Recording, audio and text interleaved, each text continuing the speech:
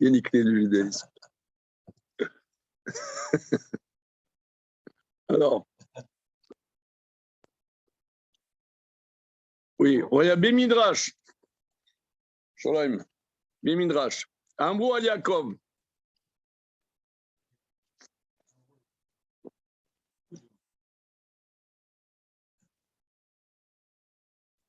C'est bon, Damien? Pas du tout. Pas du tout. Daf Samer, en vérité. Une seconde. Non, une seconde. Je suis un petit peu embrouillé. C'est un peu. Il faut que j'atterrisse. Je ne sais pas d'où. Un peu embrouillé. Page Samer, excuse-moi. Oh, ça meurt. Ça, c'est à la mode. Oh, ça meurt. Oh, ça meurt. C'est la page préférée du parti de Mélenchon. Ça meurt. Ça meurt. Alors. Bémidrash. Amrou al Yaakov. On dit au sujet de Yaakov. Vayochan et Penéaïr. Vayochan et Penéaïr. Où est-ce que c'est ce verset, Rabotai? Non, Vaïchef, quand il revient à la fin de son combat avec. Vaïchlach. Vaïchlach. Quand il revient de. Absolument. Chazak.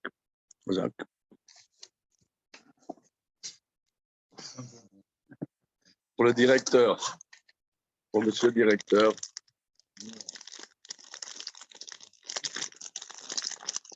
C'est un titre, on a deux.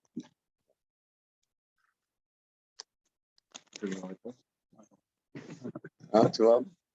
Alors, effectivement, après s'être battu contre cet homme-là, le malard, alors c'est arrivé, il s'est écrit qu'il est allé à Shrem, Vayachan el Penaïr. Alors, il a campé devant la face de la ville, devant la ville. Alors, dans Masechet Psachim, dans le 4e chapitre, il y a plusieurs explications, Vayachan el Penaïr. Et là, le Maharal rapporte une explication qui se trouve dans la Gemara, qui est dans le Midrash Rabbah. Nichnas imdim dumechama vekava trumim le Shabbat mi beodium. Il est rentré dimdum mechama lorsque le soleil rougissait, lorsque le soleil va se taire aussi, voilà, c'est-à-dire vers le soir de vendredi soir. Vekava trumim le Shabbat, il a fixé le troum de Shabbat. Vayechan, il y a le terme de machane, camper, et il a défini le troum de Shabbat, c'est-à-dire, Damien, c'est quoi le troum de Shabbat? C'est l'espace dans lequel il aura le droit de se déplacer dans Shabbat. C'est ça. C'est-à-dire, c'est combien concrètement? 2000 coudées à partir de la dernière maison. Le droit de marcher, quoi. Voilà. Ada de Atamrat, ce qui vient nous dire, chez Shama Yaakov Avinu et à Shabbat Kodem Shnistave. Cela nous enseigne que Yaakov, notre père, a respecté le Shabbat avant qu'il n'eût été ordonné.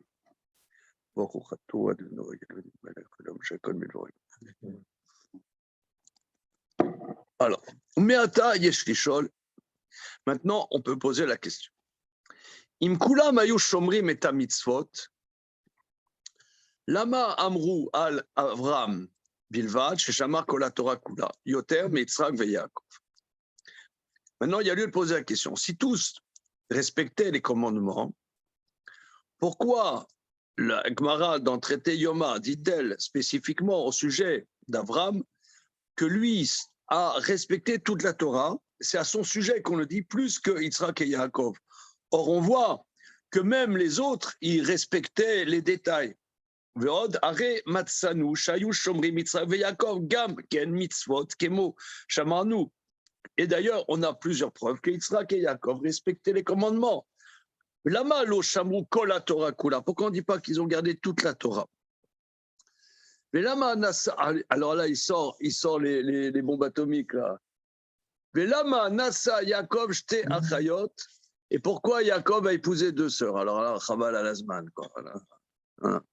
Il sort la grosse artillerie. Amram Dodato. Amram a épousé sa tante. C'était qui sa tante? Monsieur Fabien de Amram.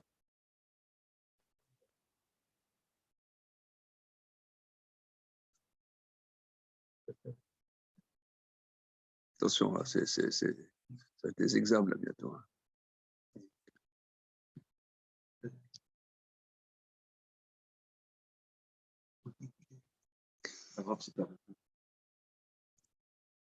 Yocheved.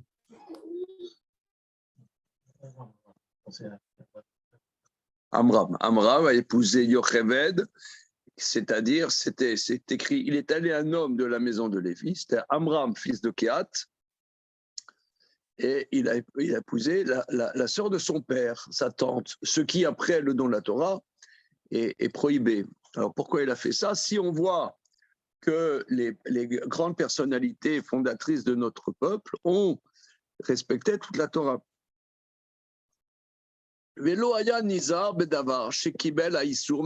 Pourquoi ne respecte-t-il pas ce qu'il a reçu interdit de ses pères, puisque Amram était un des maîtres qui transmettait la tradition, il savait que c'était interdit. Oubé Agada, Beperek, Arve Psachim. Donc là, c'est du lourd, hein. Ça, c'est là, c'est du lourd, c'est lourd. Oubé Agada, Beperek, Arve Psachim. Dans l'Agada, regardez, petit point. Moi, en tant qu'enseignant, n'est-ce pas, collègue, je vous donne un petit secret de fabrication. Si vous voulez progresser dans l'étude de la Torah, sinon, laissez tomber. Disons,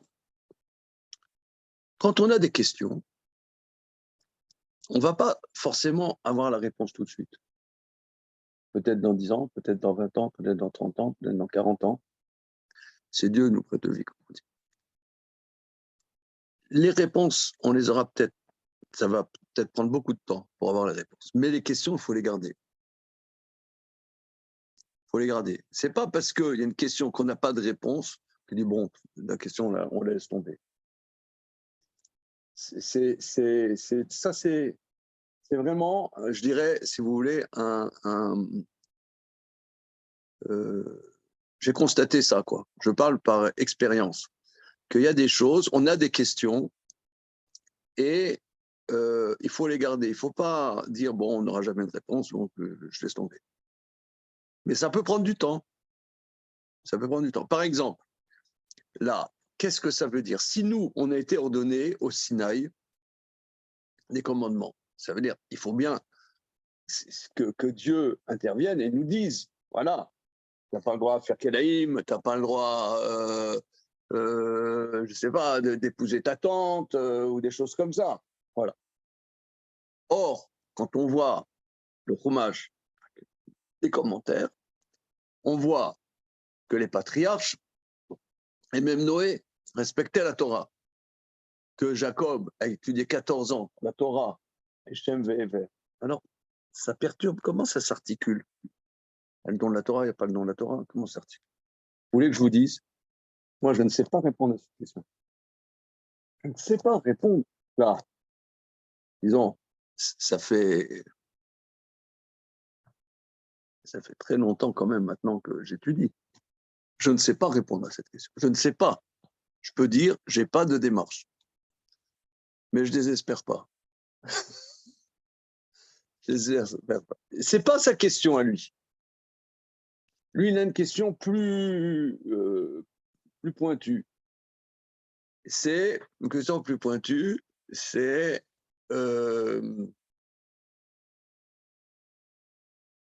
pourquoi, si les patriarches Yitzhak et Yaakov respectaient la Torah, pourquoi on dit que c'est Avraham Avinu qui a respecté la Torah? Ça, c'est sa question précise. Ce n'est pas la même question que ma question. Mais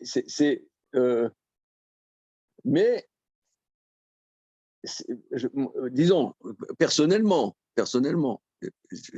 chacun il a sa personnalité, hein, mais personnellement, parce que j'ai des questions que je ne sais pas répondre, ça me booste.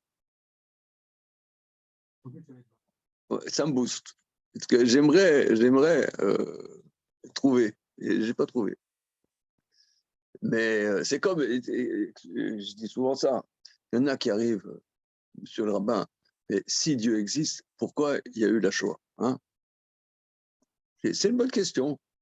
Et tu dis 50 ans, peut-être tu auras quelques éléments.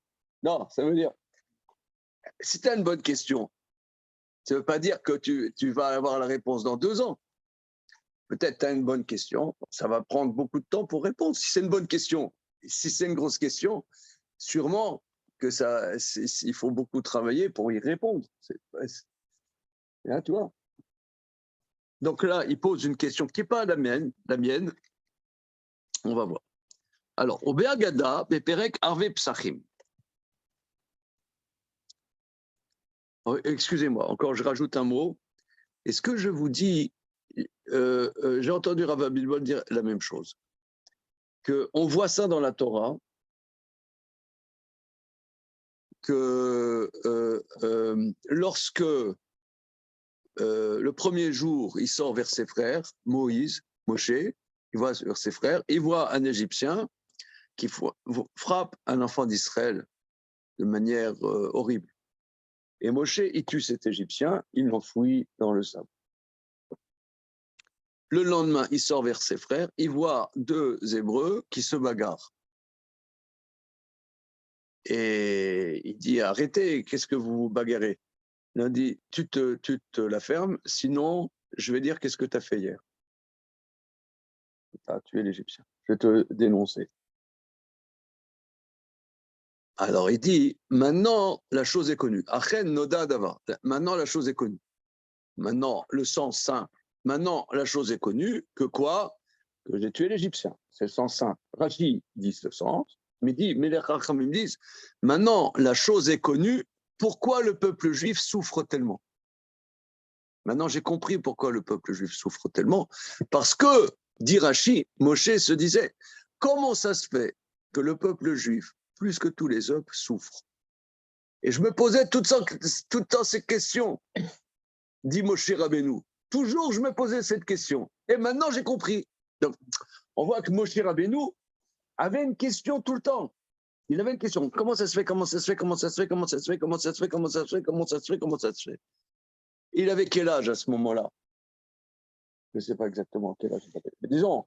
Mais il dit, maintenant, j'ai compris. Donc, ça veut dire qu'il avait une question. Tout le temps, je me demandais comment ça se fait. Donc, il se posait cette question. Je pense qu'un enseignant, c'est quelqu'un qui a des questions. Et il est devenu Moshe Rabbeinu. Il a des questions. Moi, j'ai entendu ça de Rav Avitbon.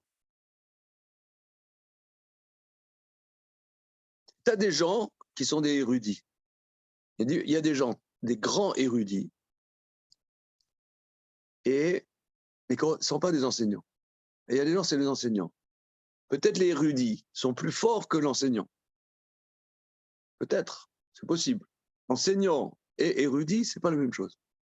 Tu peux avoir un enseignant qui est érudit, mais tu peux avoir un érudit plus fort qu'un enseignant. Enseignant, c'est un truc. C'est un genre.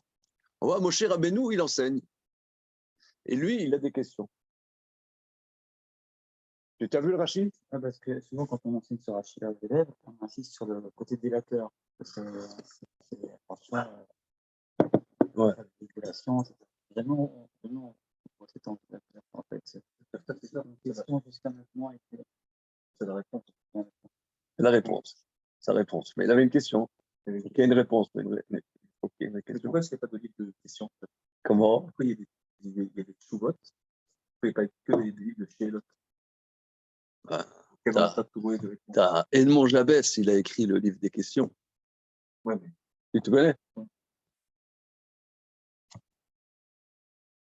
Attends, Makir, tu connais? Edmond Jabès? C'était un poète. Mais voilà. Question du plat, les questions qui leur restent, enfin, finalement, nous, on pourrait travailler, se poser ces mêmes questions. Donc, elles n'ont pas de chouvote. Il y a des chouvotes, il y a des chouvotes. Tu vois, Rabbi Akiva Eger, beaucoup. Hein. Il dit, je n'ai pas de réponse. Je n'ai pas de réponse. On y va. Alors, Amrou,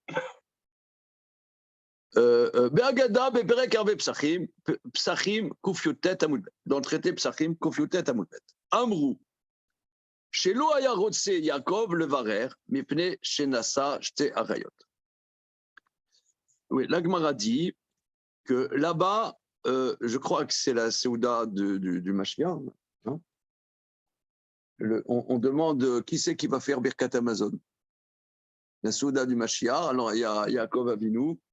Yaakov Avinu, on peut vous demander de faire Birkat Amazon. Il dit non, j'ai épousé 2 sœurs, je ne peux pas. Alors. Chez Loaya Rotse Yaakov, le Varer, Yaakov n'a pas voulu faire la bracha, Mipne Shenasa Shte Achayot, parce qu'il a épousé 2 sœurs. Shimkel Lama Nasaota, Machar Shelo Raou Sheisa Shte Achayot Bechayem. Donc on voit là, excusez-moi, j'ai fait ça, je ne peux pas. Alors, pourquoi il les a épousées, étant donné que ce n'était pas légitime qu'il épouse 2 sœurs de leur vivant? Oma chez Ishiv, basé à Ramban, Zichrono Lebra, Beparashat Vaigash. Maintenant, Ramban répond comment ça se fait que Yaakov a épousé 2 sœurs, qui avot Shamu et Torah Baretz Dafka, et Yaakov Nasa Shte Arayot Bechayem Bechutz Laretz. Que les patriarches ont respecté la Torah en Eretz Israël strictement. Et Yaakov a épousé 2 sœurs hors d'Israël, Chutz Laretz. Et d'ailleurs, quand il arrivait en terre d'Israël, tout de suite Rachel est décédée. Donc c'est une des preuves de la démarche de Ramban. Ouais. Il se sent quand même fautif. Il se sent quand même fautif. Gamadavar azé caché les kabel, qu'à mitzvah chez Chovat Tagouf, en efresh ben baaretz, ben bechutz laretz. Bon, alors lui, il s'oppose frontalement à la démarche de Nachmanide. Hein. Il dit aussi ça, c'est difficile d'accepter. Car la mitzvah, si vous voulez, il y a des mitzvot liées à la terre d'Israël. Par exemple, la Shemitah. La Shemitah, c'est lié à la sainteté de la terre d'Israël. Mais épouser 2 sœurs de leur vivant, est-ce que vous comprenez qu'est-ce que ça veut dire épouser 2 sœurs de leur vivant, monsieur?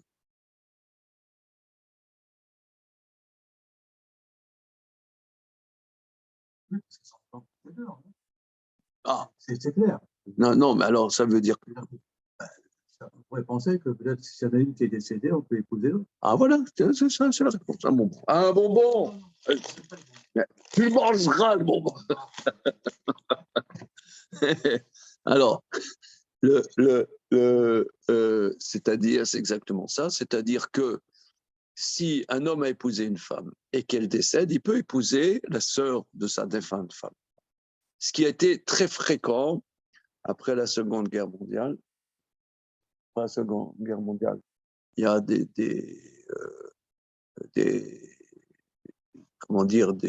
Talmidei Chachamim fréquents. Leur femme était décédée, ils ont épousé la sœur de leur défunte femme.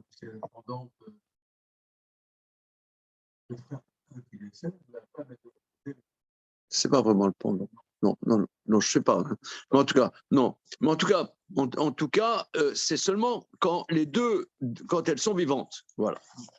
Alors c'est difficile parce que ça, c'est quelque chose qui n'est pas lié. C'est pas quelque chose d'agricole lié à la terre. Voilà. Elle est fraîche, donc là, donc la démarche de Nachmanide, c'est que les mitzvot fondamentalement sont donnés pour être accomplis en terre d'Israël. Ça, c'est la grande démarche. Mais il s'oppose frontalement. Maintenant, revenons à la question première. Kacher tayen be mitzvot. maintenant revenons à la question initiale. Kacher ta'ayen b'mitzvot shenatan Hashem ilbara lebnei Noach. Quand tu médites sur les commandements que Dieu a donnés au fils de Noé, shenatan l'adam shesh mitzvot, à Adam il a des 6 commandements, les Noirs, je suis vite, à Noé il a donné la 7e, c'est-à-dire Ever minachai, de ne pas manger le membre d'un animal encore vivant, les Avram à Mila, les Dat Rabiuta Nadan Mitzvah Gidana chez les Yaakov, Kol Davar Kufiarui. Donc, et selon Rabbi Yehuda, le nerf sciatique s'était donné à Jacob. C'est un débat. Il y en a qui disent que c'était une coutume pour les fils de Jacob, ce n'est devenu un commandement que au commandement, au don de la Torah, mais d'après Rabbi Yehuda, ils étaient enjoints à déjà d'après Yaakov. Vaya kol davar que fait Araoui. Donc tout correspondait. Vezé qui n'atteint l'Adam shesh mitzvot. Il a donné à Adam 6 commandements. Birkat Hashem. C'est quoi Birkat Hashem? Ça veut dire de ne pas maudire Dieu. C'est un euphémisme. Hein.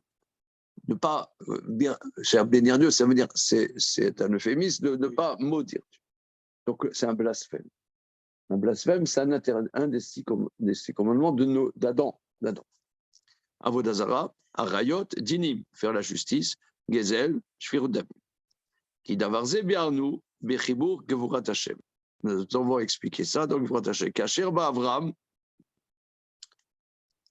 quand est venu Avram, Nistave Bamila, il a été ordonné dans la circoncision. Veyadoua, qui aorla nikrat Hashem kisui veatima, vekol davar nirse venivdan nikra orla. זהו בכל מקום שאינה אורלת לב, שאינו נכנס הדבר בליבו ונבדל ממנו, וכן אורלת אוזן, כיסוי אוזן. כל דבר מופחש ומובדל מדבר, יש לו אטימה וכיסוי המבדיל שהוא אורלה. וכל הדורות עד אברהם, כל הדורות הם היו תחת הטבע, ולא היו נבדלים מן הטבע, עד שבא אברהם, ובחר השם יתברך בו כדרתיו, אתה הוא השם האלוקים אשר בחרת באברהם אותם מן הטבע, עד שלא היה הטבע מבדיל בין השם יתברך ובין הבריות. כי הטבע שהיא חומרית היא מבדלת בין השם יתברך ובין הבריות, עד שבא אברהם ואליו היה חיבור עם השם יתברך שבחר בו והוציא אותם מן הטבע. שלא היה כאן הבדל ועצימה עוד בין השם יתברך ואדם. אז ציווה להסיר האורלה היא העצימה. והמילה היא הברית והחיבור שיש עם השם יתברך מפני שהוציא השם יתברך אותם מן הטבע. ולקר האורלה שהיא העצימה שנולד באדם בטבע, ציווה השם להסיר אותו ביום השמיני. שעורר זין ימי הטבע כמו שמעלה באחיכות. לכן נתנה המילה לאברהם בפרטות. Bon, est-ce que vous voulez que je traduise? Ah, bon, d'accord. Alors. Vézé. C'est quoi la circoncision? Abraham a été ordonné par la circoncision. Veyadoua, c'est connu. Kaorla, c'est-à-dire le surplus. Orla, c'est le surplus. C'est le prépuce concrètement. Mais il va dire que le terme orla ne se dit pas que par rapport au prépuce. C'est quelque chose d'en plus, en trop. Nikrat, Hashem, Kisui, Vatim. Alors là, c'est quelque chose qui recouvre et qui bouche. Kisui, Vatim. Je vais rechercher le tableau.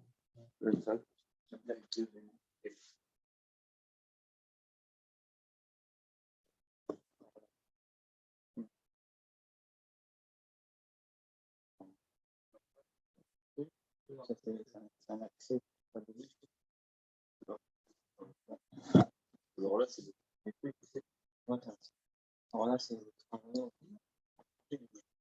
après le chat, c'est le humain. Voilà,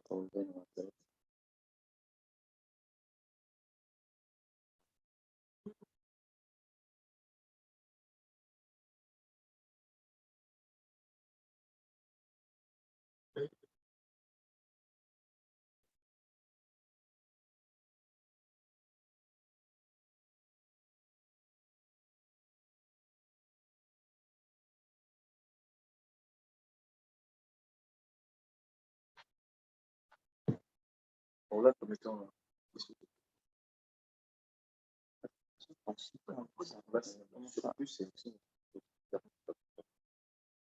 Oui, c'est bon, mais non, c'est pas oui, ça sent qu'il retrouve quelque chose.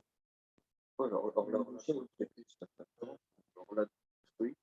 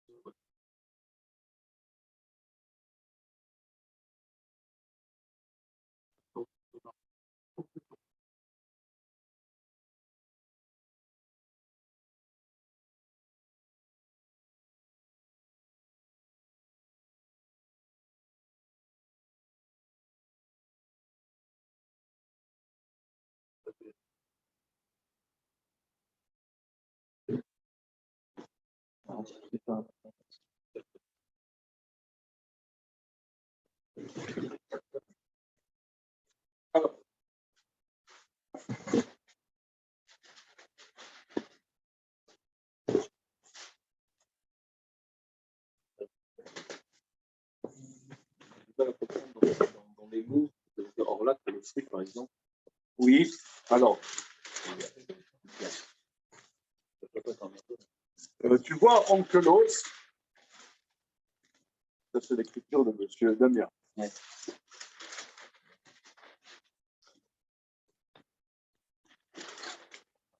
Alors.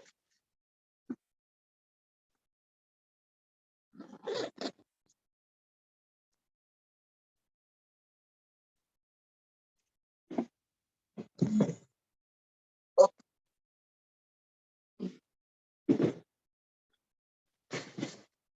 Alors, Orla.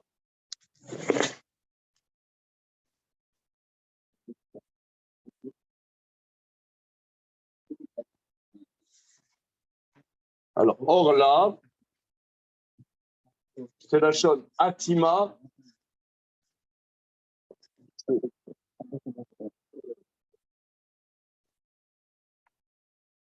Boucher. Et qui souille.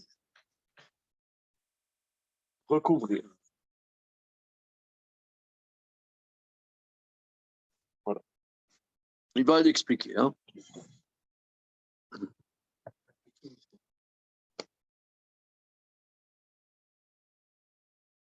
Qui a Orla Nikret, car la Orla est appelée au nom de quelque chose qui recouvre et qui bouge. Kol davar nichsem nivdal nikra Orla.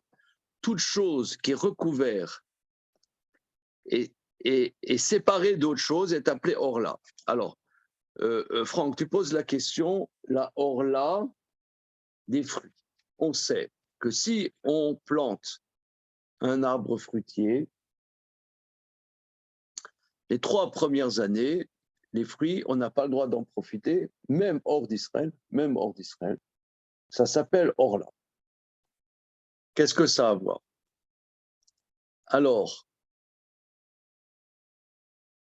si je ne m'abuse, hein, c'est qu'il y a d'abord un trop-plein de naturalité. Il faut laisser passer. Il faut laisser... Je prends un exemple. On dit que les 3 premières années d'un enfant, par exemple, il y en a qui ont l'habitude de ne pas couper les cheveux des petits garçons jusqu'à l'âge de 3 ans. C'est une coutume. Hein, pas une obligation. Une coutume. Pourquoi? L'idée, c'est de laisser l'enfant sauvage jusqu'à l'âge de 3 ans. À 3 ans, on commence à lui apprendre à lire les lettres. Aleph, Bet, Gimel, Dalet. D'ailleurs, on fait une petite fête. J'ai fait ça avec mes garçons. Quand ils avaient 3 ans, une petite fête. On apprend Aleph, Bet, Gimel, Dalet. Voilà. Mais jusqu'à l'âge de 3 ans, on les laisse sauvages. Comme dit l'autre, il faut que jeunesse se passe. Maintenant, jusqu'à l'âge de 3 ans. Après, on commence. Il faut laisser la nature, comment dire, pas colonisée jusqu'à l'âge de 3 ans. Il y a 3 ans, tu ne profites pas des fruits. Tu laisses. C'est encore pas humain. Voilà. C'est encore pas.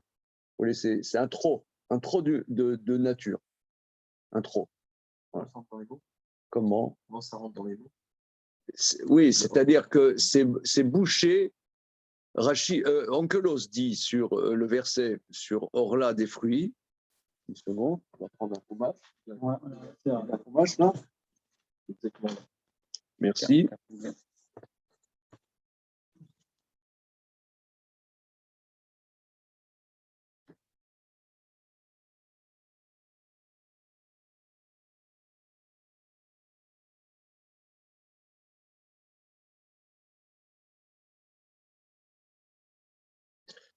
Lui dit Techarkoun, vous éloignerez. Il ne dit pas ce que je dis. Techarkoun, éloigné. Or là, c'est séparé. C'est pas pour toi. Bon. Mais en tout cas, comment? On dit vous apprendrez la Mishnah, etc. Il fait tout pareil avec Orla. Absolument. Quatrième année, on apprend les lettres tranquillement, comme parce qu'on a mené déjà ça. Comme, et à partir voilà. de la 5e année, tu le fais. Voilà. Ouais. Très bien. Alors, c'est ça. Donc, c'est-à-dire qu'il y a trop de naturalité. Kol davar nirse venivga nikra orla. Zéou bechol makom shema. Par exemple, on voit orlat lev, cœur incirconcis. Oh, cœur incirconcis. Orlat lev. Sheno nirnas adavar belo. Qu'est-ce que orlat lev? C'est-à-dire bouché. Tu as le cœur bouché. Que la chose ne rentre pas dans son cœur et la chose est séparée de lui. Veren orlat ozen. Il a l'oreille incirconcis. Ça veut dire l'oreille était bouchée, quoi. Hein, bouchée. C'est bouché. Voilà. Kol davar moufrash. Moufdal, mais davar. C'est une chose séparée de la chose. Il y a à bouche et recouvre. À Mavdil, chez Orla. Koladorot at Avram. Toutes les générations. Alors, si vous voulez, ce qui veut dire, grosso modo, c'est que depuis Adam jusqu'à Abraham, c'était un peu comme le petit gosse jusqu'à 3 ans. C'est l'humanité mal dégrossie. L'humanité mal dégrossie, trop de matérialité. Et Abraham, lui, il lève la tête de ça. Voilà. Et c'est pour ça que lui a été donnée la circoncision, d'enlever ce trop-plein de naturalité. Parce que l'homme naît avec le prépuce. Donc, c'est le signe de la naturalité. Et là, maintenant, il prend une distance, une petite distance avec la naturalité. כל דבר מופרש, מובדל, מדבר, יש לו אטימה, כיסוי מבדיל. כל הדורות עד אברהם, toutes les générations jusqu'à Abraham. כל הדורות ההם, ces générations, étaient sous la nature. ולא היו נבדלים מן הטבע, n'étaient pas séparés de la nature. Bon, là c'est quelque chose de très, très important. On l'a déjà vu plus haut. On l'a vu, nous aussi, dans le Gvurot Hashem. Vous savez, il y a des débats énormes depuis l'aube de l'humanité et aujourd'hui particulièrement sur la dimension de l'homme et la nature. C'est des gros débats. Hein. Très, très gros débats. On a déjà parlé de ça ensemble. Hein. Mais c'est très, très important. C'est-à-dire qu'Abraham, quelque part, prend une distance par rapport à la nature. D'ailleurs, c'est tous les débats actuels, c'est le refus, la guerre contre cette distance prise avec la nature. C'est un débat éternel. Et aujourd'hui, c'est très, très, très, très à la mode. Hein, c'est très à la mode de dire que l'homme fait partie de la nature, la fascination des peuples premiers qui vivent dans une symbiose avec la nature, etc. On doit retrouver cette symbiose, retrouver cette compréhension qu'il n'y a pas de hiérarchie entre les singes babouins, les hommes, les ouistiti, les papillons, l'arbre aussi, finalement, l'arbre. Pourquoi l'arbre ne serait pas un arbre, un être vivant? Écoutons la souffrance des forêts. Non, mais c'est vrai. Je vous ai raconté qu'il y a au Canada des forêts de hêtres, c'est des formes, des espèces d'arbres. Et les scientifiques ont vu qu'en réalité, tous les arbres sont issus d'un seul arbre. Il y a un arbre, les racines, hop, ça repasse, ça repart. Ah, alors, c'est quoi que tu veux dire? Une âme centrale. Ah. Ah. Oui, ces forêts immenses, c'est pas qu'il a semé des graines, non, ça part de lui. Tous reliés ensemble. Tous reliés. Alors, effectivement, vous parlez avec les peuples chamanistes, hein, qu'il y a une communication avec les âmes même des minéraux. Alors, c'est très, très à la mode. Que aussi, il y a un langage des pierres aussi. Non, les vibrations, il y a... Chaque cristal a son moment de vibration. Alors, c'est très, très, très à la mode. Ça ne veut pas dire que c'est faux. Hein. Ça ne veut pas dire que c'est faux. C'est des choses très...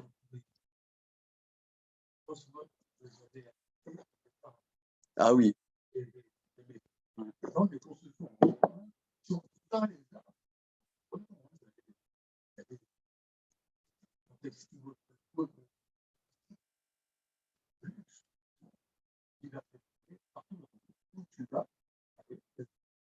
Dans la canopée.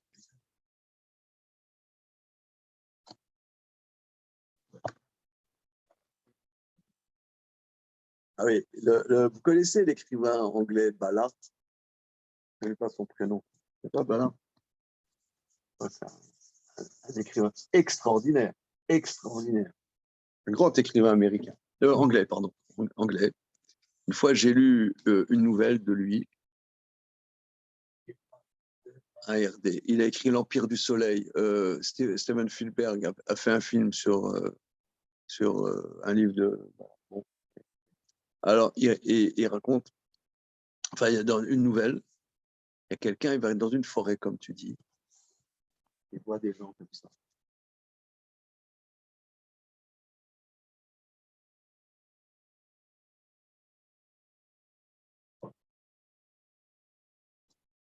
Et alors, il veut comprendre qu'est-ce que c'est. C'est des gens, ils ont pris une substance pour vivre au rythme des arbres. L'arbre, il bouge, l'homme, pour pouvoir communiquer avec les arbres.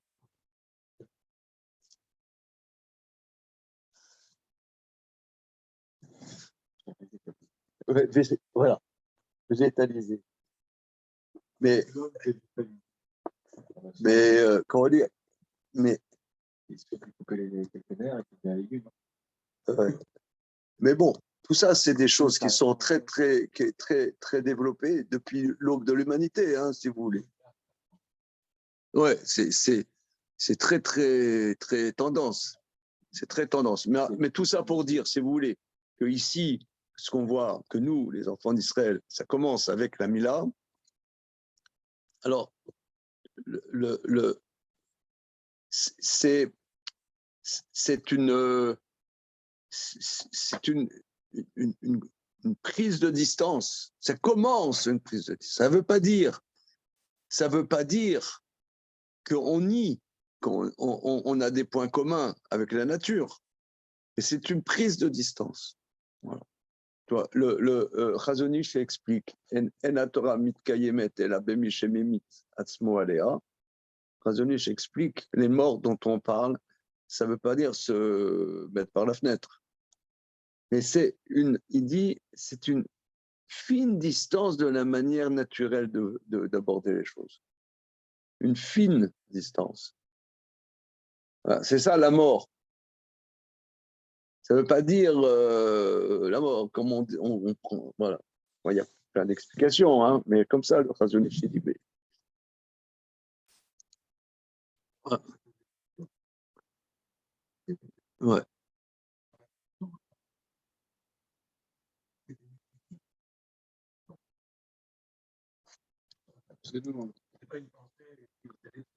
Voilà, ouais. En réfléchissant un peu sur ce justement là-dessus,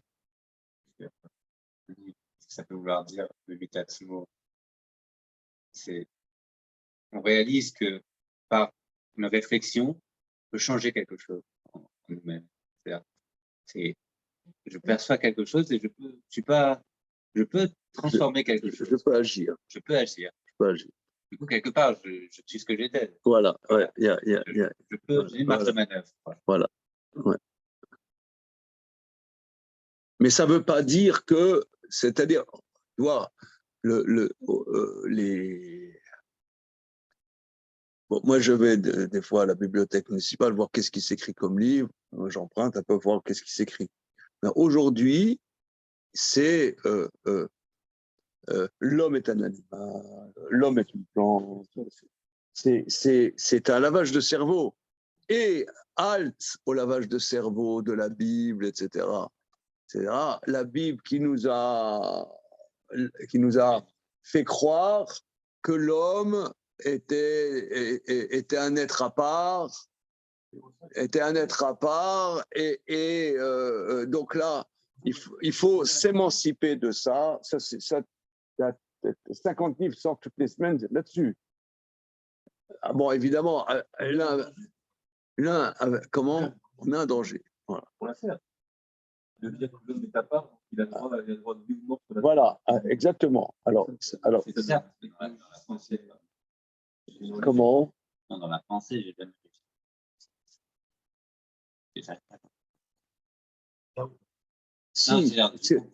Si, ce qu'ils veulent prouver, c'est la justification. C'est la justification d'un certain laisser-aller, si on peut s'exprimer. Ça, c'est pour ça.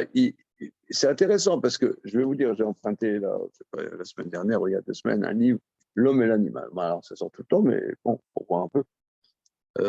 Alors, c'est les plus grands scientifiques, évidemment. Alors, ils encensent Darwin, mais Darwin, c'est le Messie, hein. C'est le Mashiach, même.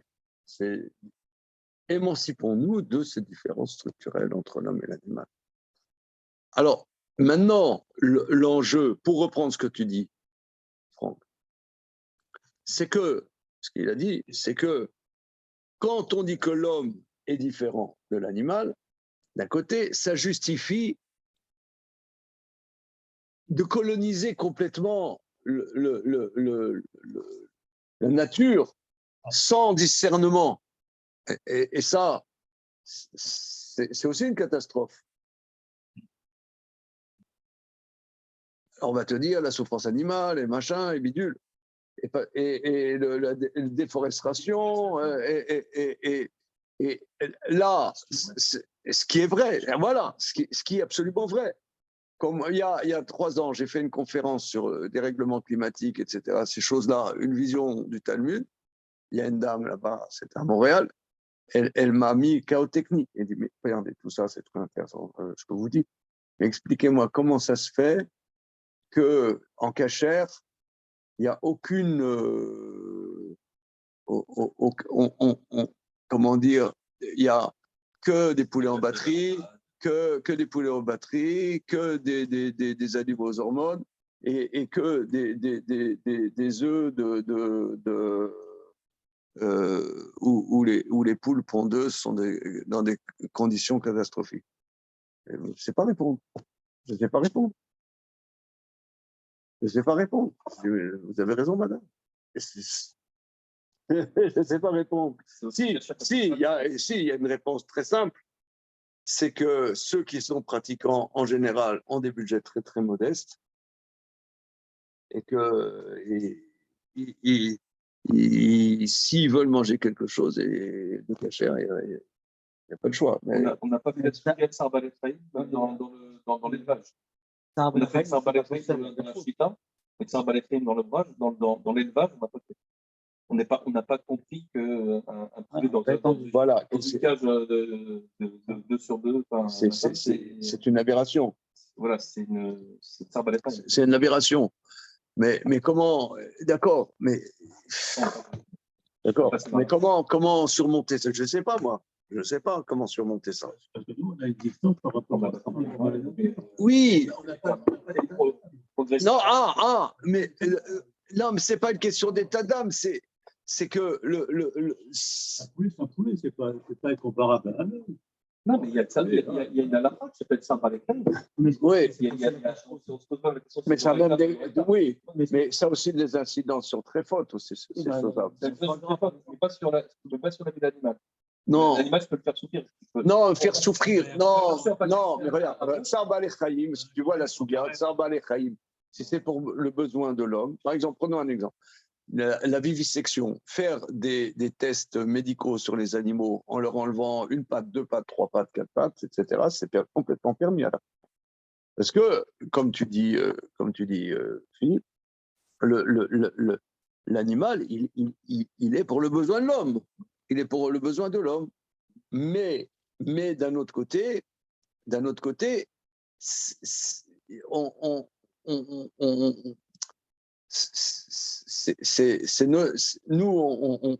est aussi des animaux.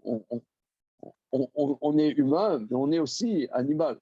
Par exemple, il y a la Gemara, elle dit Yodéa tzadik nefesh be'emto. La Gemara, elle dit que ça va vous plaire, ça. Qu'il y avait un rave, il étudiait toute la semaine, c'est dans Ktubot, il était toute la semaine à l'étude et il faisait très très attention de rentrer tous les Shabbats chez lui. Alors, on lui demande pourquoi vous faites très très attention. Parce qu'il dit Yodéa tzadik nefesh behemto. Le tzadik, il connaît l'âme de son animal. C'est qui l'animal en l'occurrence? C'est sa femme.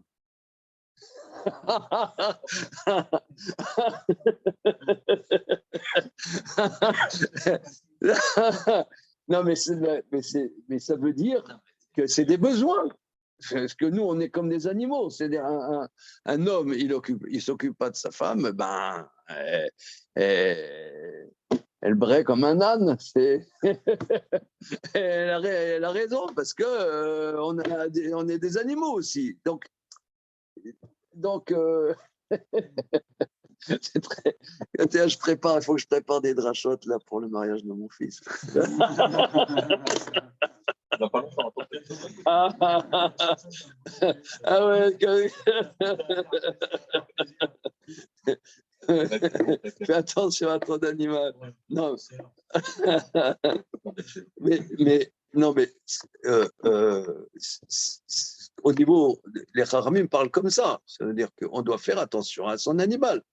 Et même mon animal, c'est même moi-même.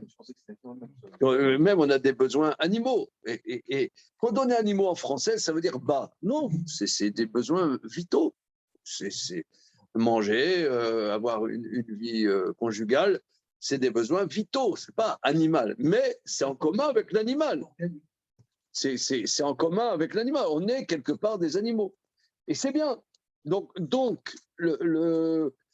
dire qu'on est séparé de la nature, ça ne veut pas dire qu'on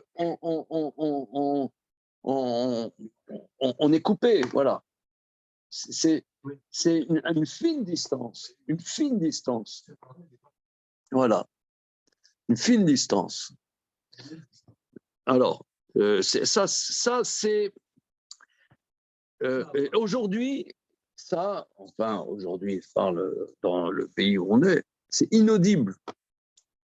C'est inaudible. Il vaut mieux pas discuter avec les gens sur ce sujet. Les gens qui ne sont pas, je parle, dans un lieu d'études, il vaut mieux pas parler de ce sujet parce que il n'y a pas d'écoute, il n'y a pas d'oreille. Ouais. Mais est-ce que les débats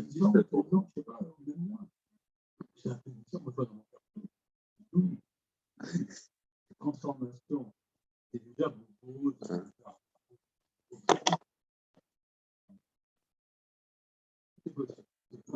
Ah ouais.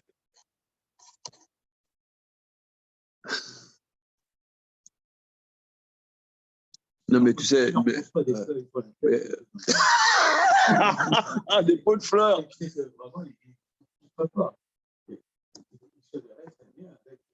Des pots de fleurs. Là, c'est une bonne idée. Voilà. Comment? C'est quoi? Ça donne quel malaise? C'est l'angoisse, c'est la peur, qu'est-ce qui pousse un homme à réintégrer la touche minérale et végétale? Ouais. Bon. Tu as regardé le texte que j'ai envoyé? Là, c'était... Parce que je viens d'écrire un texte sur ce sujet-là. Je l'ai terminé avant Shabbat. Hein, sur ce point-là. OK, on va continuer.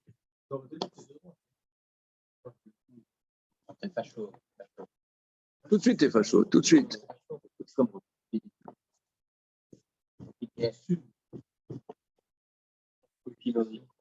Oh, OK. Alors, mais Kol Adorot ad Avram, Kol Adorot Em Ayut Tarat Ateva. Toutes les générations étaient sous la nature. Velo Ayu Nivdalim Minateva. Ils n'étaient pas séparés de la nature. Ad Sheba Avram, jusqu'à ce que vienne Avram, en qui Dieu a choisi. Comme dit le verset, Ataou Hashem Elohim. Tu es toi, Hashem Elohim.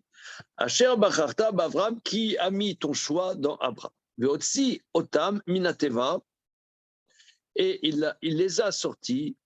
Alors regardez, cette édition, l'édition Onig, là, il y a plein d'erreurs. Hein. Là, vous voyez la syntaxe. Otsi Oto Minateva, pas Otam. Bon. Il a sorti de la nature. Achelo Aya Ateva Mavdil, de manière à ce que la nature ne le séparait pas. Donc c'est ça l'orla. L'orla, c'est une excroissance. L'excroissance, ça fait une séparation, jusqu'à ce que la nature ne sépare pas entre Dieu et les créatures. Qui a teva shiromarit imavdelet ben Hashem ilvarar ou ben abriot. Car la nature qui est matérielle. Non, vous posez la question. Vous posez la question. Comment ça se fait qu'il y a cette mode, cette idéologie, comment dire, complètement colossale, hein? Mais ici, me semble-t-il, c'est le problème de l'idolâtrie. L'idolâtrie, c'est séparer l'homme de sa cause première. C'est un phénomène idolâtre. Et on dit, oui, on ne sait pas qu'est-ce que c'est l'idolâtrie, c'est un phénomène idolâtre. C'est-à-dire que la nature fonctionne en tant qu'elle-même. Il n'y a pas une union. On dit Hachem ou à Elohim. Elohim, c'est le Dieu de la nature, et Hachem et Elohim, c'est le même. Il n'y a pas le Dieu de la nature. Il y a Hachem ou à Elohim. Il y en a un qui a glissé là-dessus. Comment? Il y en a un qui a glissé là-dessus, en disant que la nature, c'était Dieu. Oui, Hachem, voilà. ouais.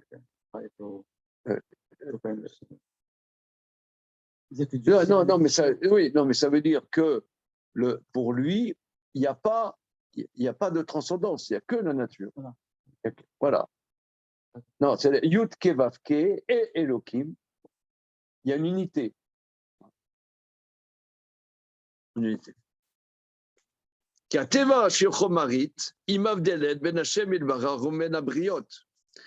la nature, oui, mais ce que tu dis, Michael, est très, très intéressant. Moi je n'ai jamais réussi à lire 2 lignes de Spinoza, mais lui, il a, comment dire, c'est aussi un gourou de la modernité. Pour tout le monde, dit, voilà, c'est lui qui a émancipé l'humanité. Voilà. Oh là là, il adore. Ça ne m'étonnerait pas quand sortir de voir Ah oui. même faire des cérémonies.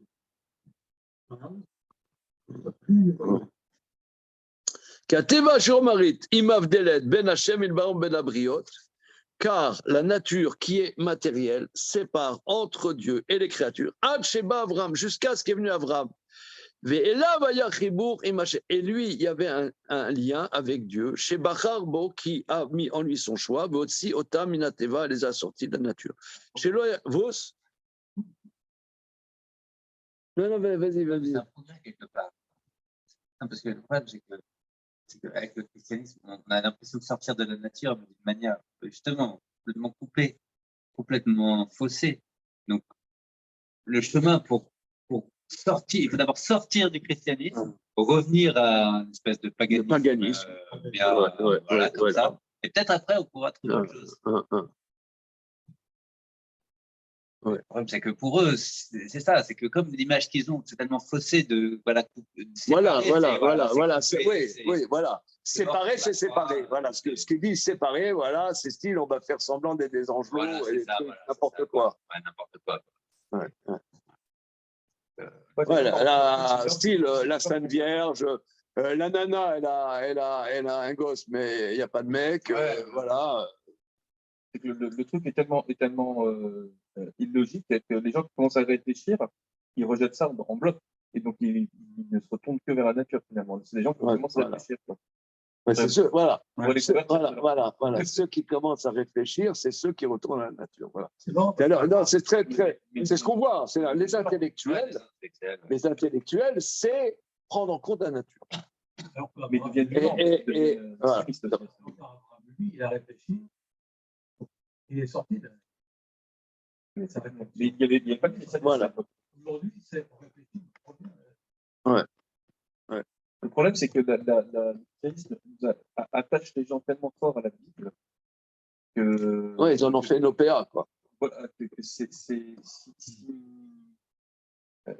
ne peut pas réussir à revoir la Bible d'une autre manière si on est dedans, quoi. Enfin, ils l'ont un peu bouché, quoi. Enfin, ils l'ont galvaudé. Là, c'est des choses très. On vit, hein, ce dont on parle. C'est ça qui est extraordinaire quand on étudie le Maharal, c'est que lui, il a écrit ça il y a 500 ans, mais les problématiques, elles sont d'aujourd'hui, quoi. C'est impressionnant. Donc, il n'y avait pas de séparation et de boucherie, d'être bouché, à Od ben Hashem entre Dieu et l'homme. Alors il a ordonné d'enlever le prépuce qui bouche. C'est assez, comme dit Maïmonide dans le Guide des Égarés, c'est un trop-plein de naturalité. Va mila i abrit, et la mila est l'alliance, va chibour et le lien qu'il y a avec Dieu, parce que Dieu a sorti l'homme de la nature. Le car aorla chez Atima, c'est pour ça que la orla, ce qui bouge, que l'homme est né naturellement avec, il a ordonné de la retirer le 8e jour. Comme on sait que les 7 jours de la semaine, c'est les 7 dimensions de la nature, la circoncision, c'est le 8. Comme nous avons expliqué moult fois. La reine, on passe à la page Samechalef, la reine Nitna Amila, l'Avram Bepratout, c'est pour ça que la circoncision a été donnée à Avram particulièrement. Alors maintenant,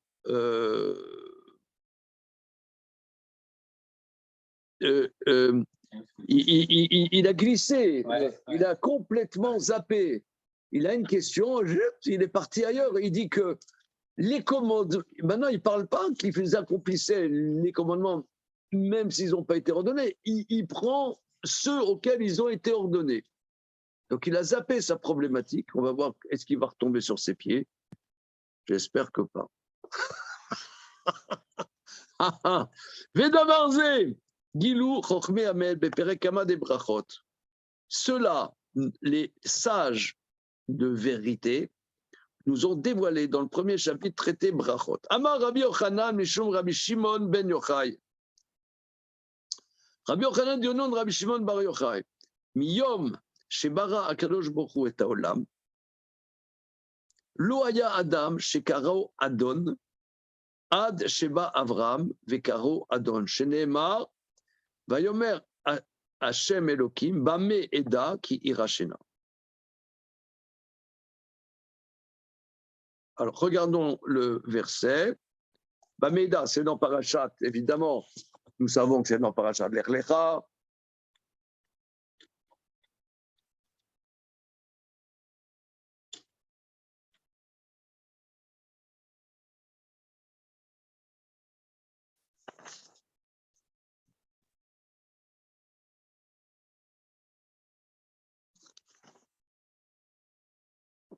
Donc, c'est dans chapitre Tel Vav de Bereshit, le verset Chet, Vayomer, Adoshem, Hashem Elokim, Bama Eda Kirashena, Hashem Elokim, Adoshem, comment saurais-je que je prendrai possession de la terre de Canaan? Or, c'est le premier qui dit Adonai, Adon. Adon, c'est le maître. Hein? Adon, c'est le maître.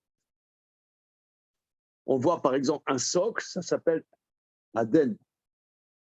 Les socles des poutres, des barres,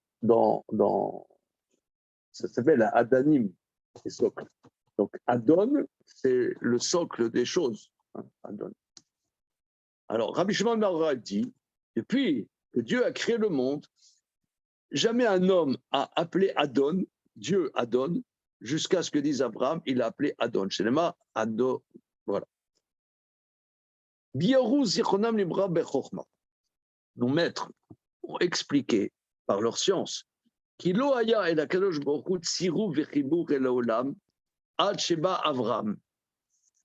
avait pas d'association et de lien avec le monde jusqu'à ce qu'est venu Avram. En vérité, Avram, la révolution abrahamique, c'est qu'il y a un lien vivant entre la créature et le créateur. Un lien, un véritable lien, une relation entre la créature et le créateur.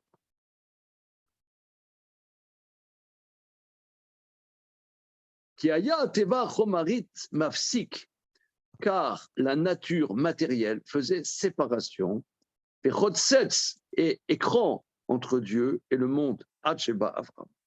Non, c'est vrai qu'il a fait. C'est fort. En fait. Non, c'est invraisemblable. On comprend que ça place. Tu peux développer? Non, c'est-à-dire que c'est un prodige tellement, d'une dimension tellement invraisemblable. Même aujourd'hui, la science continue de découvrir chaque jour, comme tu dis, pour les arbres, je ne sais pas quoi, que c'est prodige sur prodige sur prodige, le fonctionnement de la nature. On comprend qu'on peut s'arrêter là, quoi. Ouais. Ouais, on peut penser que la nature est un univers clos, Ouais. qui fonctionne par lui-même. Voilà. Ouais. C'est marrant que la recherche de la cause première est complexité, quoi. Non, il y a une cause première, ils vont te dire il y a le Big Bang, mais Mais il y a aussi une cause, comme vous disiez, il y a une question qui reste. Il faut au moins avoir l'unité de dire qu'il y a une question qui reste. Et de faire comme s'il n'y avait pas de question du tout. ouais. Alors, regardez, on va en faire 2 lignes et puis on va s'arrêter là pour aujourd'hui. Mais Davarze Yadoua. Alors, le car Karal Hashem Idbar Adon. C'est pour ça qu'il a appelé Dieu Adon, qui Adon mitztarev mitraber el asher ou Adonlo veno divlamim. Parce que le maître, ouais, nous qui sommes nourris à la tradition ni Dieu ni maître, hein, ni Dieu ni maître, l'émancipation, pour un judaïsme émancipé et vegan évidemment. Alors, donc,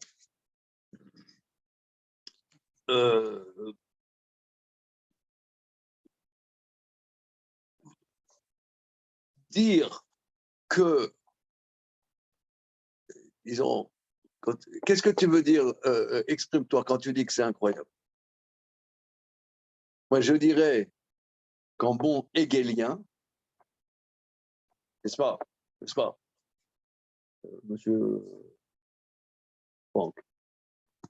Relisons Hegel, la dialectique du maître et de l'esclave. C'est-à-dire que dire que Dieu est maître, ça veut dire que j'ai un lien intime avec lui. Le maître et son subordonné, il y a une relation. Bien que nous, on pourrait penser que c'est un maître, il y a une distance. Mais évidemment, il y a une distance, mais il y a une relation. Quand tu dis comme ça, un oui mou, un oui mou. Qu'est-ce que tu m'as dit, un oui mou? C'est un oui. Regarde, moi, je vois le verset Hachem Elohim, je passe à autre chose. Ah, et le Maharal, il dit là, il y a un grand secret à la Torah. Il faut déjà le voir. Il dit ça, c'est un grand secret. Oh,